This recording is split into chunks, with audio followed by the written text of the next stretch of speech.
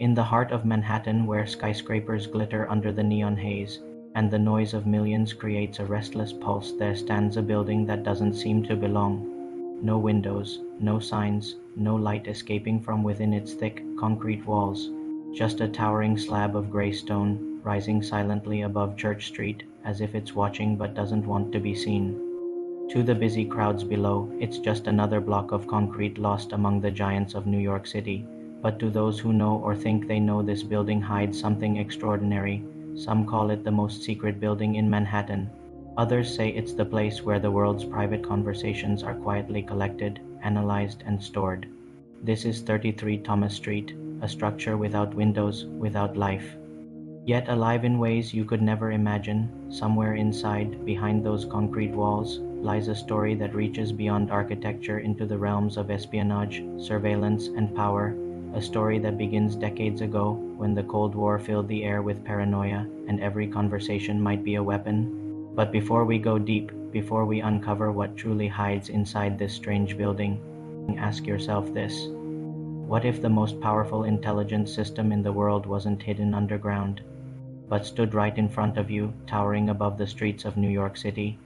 The building has no windows, because it doesn't need them. It doesn't need sunlight or warmth or air. It was never meant for people. It was meant for machines. And those machines, some say, were designed to listen to everything. Hi guys, and welcome to Universal TV Explorer, the place where history, mystery, and science come alive.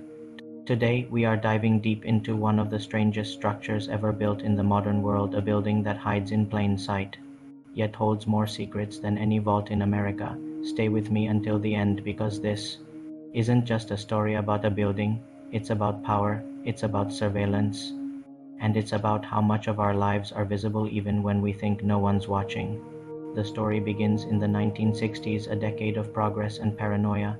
The Cold War had divided the planet into two halves, the capitalist West and the communist East. Each side had nuclear weapons, spies, and something far more valuable, information. In those days, phone calls weren't digital. They traveled through copper wires, massive networks of cables and exchanges that stretched across continents. AT&T, the American telephone and telegraph company, controlled most of it. It was the lifeline of American communication, carrying billions of conversations across oceans and borders. But communication is power. And power, during the Cold War, was something the United States intended to protect and control. In 1969, plans were drawn for a new kind of building, a skyscraper designed not for people, but for machines. A communications hub that could survive nuclear attack, keep operating during global disaster, and protect the country's most vital systems of information. Construction began on 33 Thomas Street in Lower Manhattan. Its architect, John Carl Warnick, was known for designing modernist government buildings, bold, blocky, and symbolic of authority. But this one was different. No glass, no windows, just cold, brutalist concrete, towering 550 feet high, like a monolith dropped from another world. When it was completed in 1974, it stood as one of the most peculiar skyscrapers in New York, a structure that looked more like a fortress than an office. It was technically built for AT&T to house telephone switching equipment for the company's long-distance network, but even then, people whispered that something about it wasn't right. Why build a skyscraper with no windows in the middle of Manhattan?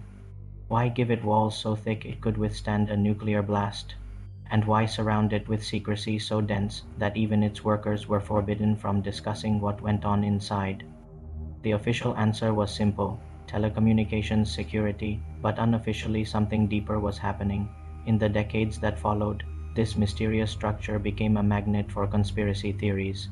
Some said it was a nuclear bunker for the elite, others said it was a top-secret government command post, and just a few whispered that it was connected to something far larger, the National Security Agency. At the time, the NSA's very existence was almost unknown to the public. It was the shadow agency operating in silence, eavesdropping on the world's communications, decades before anyone had heard the word cybersecurity. But the NSA needed infrastructure. They needed places physical, powerful, hidden, where they could intercept, process, and analyze global data. And a giant, windowless tower in the world's busiest city was the perfect disguise. It blended in while standing apart. Thousands walked past it every day, never realizing that behind those blank walls might lie one of the most powerful listening posts in the world. Inside, the building was said to be filled with mechanical noise, the endless hum of machinery, air systems, servers, and electronic equipment. There were no open offices, no daylight, no break rooms, just floors of cables, switchboards, and blinking lights like the heart of a machine that never sleeps. And yet, what's most chilling is not what's inside, but what leaves it. For this building, many believe, was not just a hub for communication, it was a gateway for surveillance. By the 1980s, as global communication networks expanded, AT&T's systems carried international traffic including calls from embassies, foreign governments, and corporations, and through programs hidden in plain sight, the NSA was able to tap into these lines, gathering intelligence without anyone knowing. It wasn't until decades later, thanks to a single man, Edward Snowden, that this secret would finally be exposed. Snowden's leaked documents revealed something extraordinary. The NSA had a program called Titan Point, operating out of a secure AT&T facility in New York City, a facility that matched the exact location and specifications of 33 Thomas Street. The leak confirmed what conspiracy theorists had guessed for years. This wasn't just a telecom building. It was an NSA spy hub built to intercept international phone calls, internet data, and satellite transmissions from all over the world. And yet, even after the revelation, no official acknowledgement ever came. No one confirmed, no one denied. The building remained silent exactly as it always had. The building's influence is not merely technological, it extends into the psychological and philosophical realms, challenging perceptions of privacy, freedom, and human autonomy. The existence of such a structure poses uncomfortable questions. How much of our lives is truly private? How much do we unknowingly reveal through communication, behavior, and networks? And who is observing, interpreting, and acting upon this information? 33 Thomas Street is both mundane and extraordinary. Its exterior is plain. It does not command attention, yet it harbors a vast, almost unimaginable power. Its interior, meticulously controlled and infinitely complex, operates with a quiet precision that borders on the sentient. To work there is to exist in a world apart from ordinary life, where time is measured in machine cycles and not minutes, where silence is both oppressive and revealing. The building is a mirror of the modern age, an era in which information equals influence and observation is omnipresent. Citizens go about their lives, unaware that their communications, private, casual, fleeting, may be catalogued, analyzed, and connected to other data points to create patterns and predictions. The building's very design reflects this duality: invisible yet powerful, mundane yet extraordinary, silent yet omniscient. Those who have attempted to explore or document the building report feelings of dread, unease, and fascination. Local accounts speak of the building almost as if it is alive, reacting subtly to the presence of observers. Distortions in photography, anomalous electrical activity, and reports of strange vibrations reinforce the sense that this is no ordinary building, it is a living system, a sentinel of the information age. Philosophically, 33 Thomas Street forces a confrontation with the limits of human knowledge. It embodies the tension between visibility and invisibility, presence and absence, knowledge and ignorance. The greatest power, it seems, is not in physical domination, but in silent, unseen observation, the ability to see without being seen, to know without revealing, to persist indefinitely. As technology continues to evolve, the building adapts, remaining relevant and potent. It is a testament to human ingenuity, a monument to secrecy, and a reflection of societal reliance on complex systems beyond comprehension.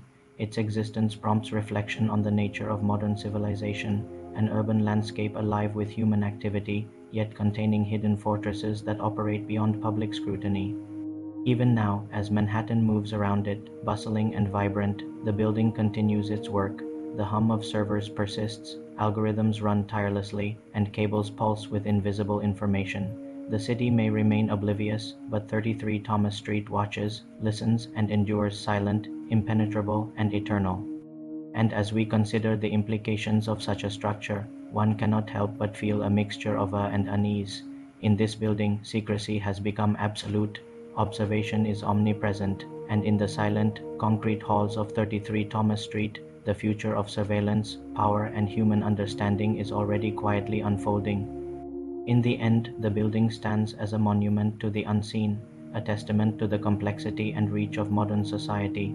The greatest power may not lie in what we build above ground, but in what we conceal below, in silence, in shadows, and in the hum of machinery that never sleeps. For those who pass by 33 Thomas Street, it remains just another building in Manhattan's skyline. But for the world, it is a reminder. The most profound forces often operate unseen, shaping our lives in ways we may never fully comprehend. And in the age of information, the quietest structures may hold the loudest secrets. But one question remains: if this building hides so much from us, what else is being hidden? What lies beneath the concrete veins of this city, waiting to be discovered next? Because in New York, the city that never sleeps, even the walls might be listening. If you found this story intriguing, don't forget to like, share, and subscribe to my channel. And remember, the truth is often hidden in plain sight.